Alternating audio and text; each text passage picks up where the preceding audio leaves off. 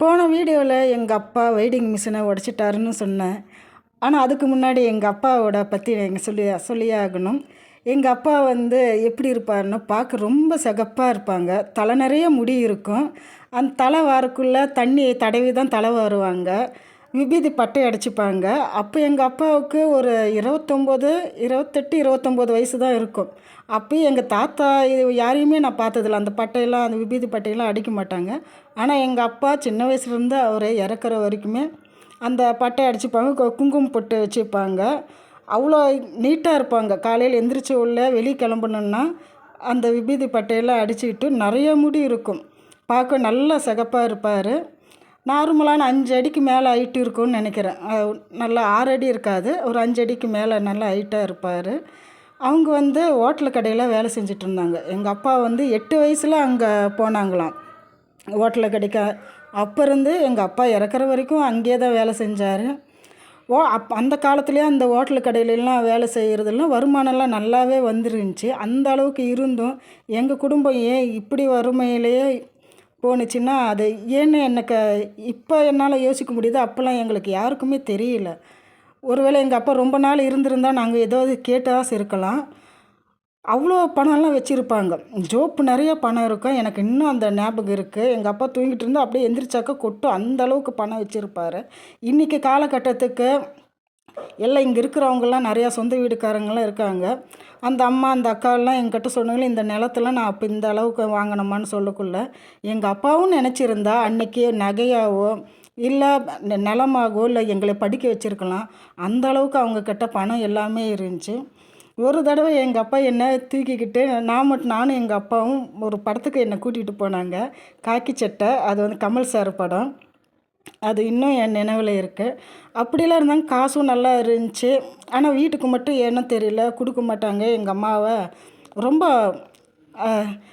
அதை இப்போ கொடுமைன்னு சொல்கிறதா என்னன்னு சொல்கிறது எனக்கு அது கூட இப்போ மனசே வர மாட்டேங்குது. அந்தளவு ரொம்ப டார்ச்சர் பண்ணியிருக்காங்க. ஆனால் அது உண்மை தான். இது பண்ணி அந்த மிஷினை உடச்சிட்டாங்க. உடச்சோல எங்கள் அம்மானால் அதை தாங்கவே முடியல. பணமும் கொடுக்குறாங்க, வேலை செய்கிறது இப்படி உடச்சிட்டாங்களேன்ட்டு. அன்றைக்கி நைட்டு எங்கள் அம்மா தூக்கு மாட்டிக்கிறதுக்கு அந்த கயிறெல்லாம் கட்டி அது இது மேலே ஏறி நின்றுட்டாங்களாம். அங்கே ஏதோ ஒரு பலகையாட்டு இருந்திருக்கு, அது ஏறி நின்றுட்டாங்களாம். அது நம்ம கீழெல்லாம் நாங்களும் தூங்கிட்டு இருந்த பார்த்த உள்ளே அவங்க இறங்கியிருக்காங்க எங்கள் அம்மா. அது காலையில் எந்திரிச்சு தான் எங்கள் அக்கா கிட்டேருந்து எல்லாருக்கிட்டேயும் சொன்னாங்க. அப்போல்லாம் எல்லாருமே அழுதுருக்கும். காலையில் எந்திரிச்சு எங்கள் அப்பா அந்த கயிறை கட் பண்ணி நெருப்பில் போட்டு எரித்தாங்க. ஸோ அந்தளவுக்கு எங்கள் அம்மாவுக்கு மன உளைச்சல். இத்தனைக்கும் எங்கள் அப்பாவுக்கு யார்கிட்டையும் அவ்வளோ சண்டைக்கு போக மாட்டாங்க, எதுவுமே பண்ண மாட்டாங்க. எங்கள் அம்மாவை அடிக்குள்ளே எங்கள் தாத்தா எங்கள் யார் கேட்டாலும் அவங்கள மரியாதை குறைவாலாம் பேச மாட்டாங்க. அப்படிலாம் இருக்குள்ள வரதட்சணை வாங்கிட்டு வான்னு சொல்லி குடும்பப்படுத்தலையா. ஆனால் காசே தராமல் அவங்களுக்கும் சேர்த்து இத்தனைக்கு ஹோட்டல் கடையில் வேலை செஞ்சிட்ருப்பார். சாப்பிடாம தான் வருவார். ஏன்னா அங்கேயே அவங்க சாப்பிட்டு உண்மையிலே அது யாராலையும் சாப்பிட முடியாது. வீட்டில் நைட்டு 1 மணிக்கு தான் வருவாங்க. இங்கேருந்து ஒரு 10 கிலோமீட்டர் இருக்குன்னு நினைக்கிறேன். நடந்தே போயிட்டு நைட் ஆனால் நடந்தே வருவாங்க. அவங்க எங்கள் அப்பா நைட் ஆனால் அந்த சாப்பிடாம அந்த இட்லியோ இல்லை புரோட்டாவோ வீட்டுக்கு கொண்டு வரலாம். ஆனால் எனக்கு விவரம் தெரிஞ்சு ரொம்ப கம்மி. ஒரு மாதத்துக்கு 1 தடவையோ 2 தடவை தான் வரும். அதுக்கோசரம் நாங்கள் நைட்டு 1 மணி வரைக்கும், ஏன்னா அந்நேரத்துக்கு தான் வருவாங்க, வெயிட் பண்ணிகிட்டு இருப்போம். ஒரு நாள் நான் எந்திரிச்சு சாப்பிட்ருவேன், ஒரு நாள் எங்கள் அக்கா, எங்களை யாரும் எழுப்பாமல் எங்கள் அக்கா சாப்பிட்ருவாங்க. இப்படி எங்கள் அம்மா அப்படியே ஐயோ இந்த பிள்ளைங்களாம் இருக்காங்களே எழுப்பலாமான்னு அப்போ சொல்லுவாங்களா, ஐயோ வேண்டாம்மா நானே நீ ஏன்னா நல்லாயிருக்கும் நாங்களே சாப்பிட்றலான்னு ஒரு தடவை எல்லாருமே எந்திரிச்சிப்போம் அந்த 4 இட்லிக்கோசரம். ஆனால் எப்பயோ ஒரு தடவை தான் கொண்டு வருவாங்க. ஏன் பிள்ளைங்களாம் எதிர்பார்க்கலாங்களே, டெய்லி கொண்டு வான்னா வழியிலேயே அவங்க இல்லாதவங்க வீதியில் இருக்கிறவங்க இவங்களுக்கெல்லாம் நான் போட்டுட்டேன் அப்படின்னா உண்மையில அந்த மாதிரிலாம் கொடுத்துடுவார். வீட்டுக்கு கொண்டு வராங்களோ இல்லையோ, வெளியில் யாராவது கஷ்டப்படுறவங்கள பார்த்தாக்கா சாப்பாட்டிலேருந்து பணம் வரைக்கும் அப்படிலாம் ஷேர் பண்ணிகிட்டு இருந்தாங்க. ஆனால் வீட்டை மட்டும்தான் கவனிக்கலை. ஊரை கவனித்து வீட்டை கவனிக்காமல் விட்டாக்கா அவங்களோட பிள்ளைங்களோட நிலமெல்லாம் எங்கள் நிலமை தான் வரும். அதுவும் பண்ணணும், வீட்டில் இருக்கிறவங்களையும் கொஞ்சம் நல்லா பார்த்துக்கணும். ஸோ அந்த வகையில் நல்லா தான் போயிட்டு இருந்துச்சு.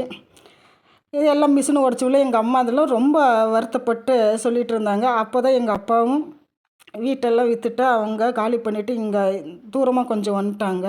எங்கள் அம்மானால் அது கொஞ்சம் எல்லாமே பார்த்து இன்றைக்கி பரோட்டா சாப்பிட்றது இதெல்லாம் வீடியோ பார்க்கக்குள்ள எனக்கு அந்த ஞாபகம் தான் வரும்.